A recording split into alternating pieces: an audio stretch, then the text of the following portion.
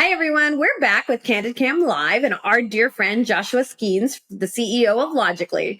Now, Josh, so many companies are struggling with talent. And one of the things that we've seen a lot of now is talent through acquisition.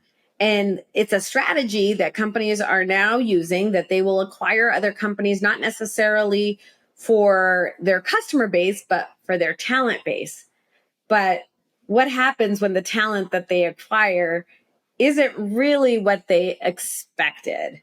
So can you talk to us a little bit about that? Yeah, it's an interesting concept, right? A lot of times when you see merger and acquisition, it's because first and foremost, maybe you've identified a great business and you think it's a good add-on to maybe another service you don't have, or it's more revenue and some a larger customer base. But in technology, what we're seeing a lot of is acquisition for those things as well, but also, hey, I need to acquire talent because there's a $2+ million shortfall of talented professionals out there, and it's just maybe an easier acquisition, but unless you're doing heavy due diligence, you might not be acquiring the talent that you thought you were going to get once you get in there. But something else to take into a factor when you're going through these types of acquisitions, if it's just for talent, is how do you keep that talent in place? So when you're going in there, are you building something into this acquisition to make sure that those security and technology professionals stay in place? Because the last thing you want to do from a business perspective is go in, acquire this business.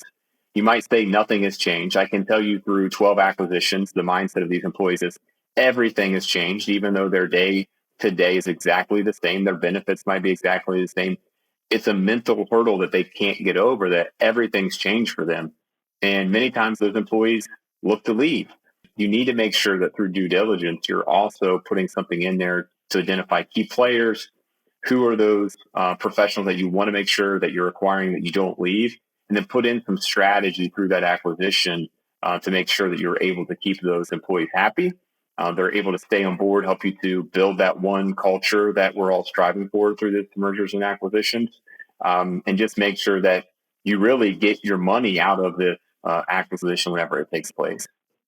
Wonderful insights, Josh. And we're definitely going to be talking more about that at Build It Live because I think Arlen shared it with us. There's 100 companies that are considering themselves platforms right now and that are growing and growing and growing. And there's so many more that are coming. And I know we have partners that have merged together just to share services and share resources and talent. And even if you're the best of friends, it doesn't mean that your organizations have the same cultures or thought processes and your people will be. And companies don't work at the same speed either. That's one of the things that I've also learned. And so you may be acquiring talent that's not working at the speed that you need them to be working at.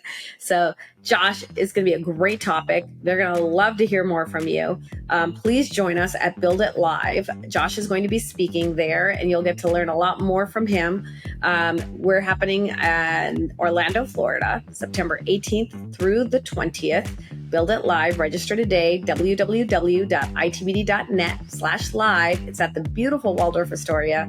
And we look forward to seeing you and Josh there. And he's going to share all of this information that he's got. And we're really excited.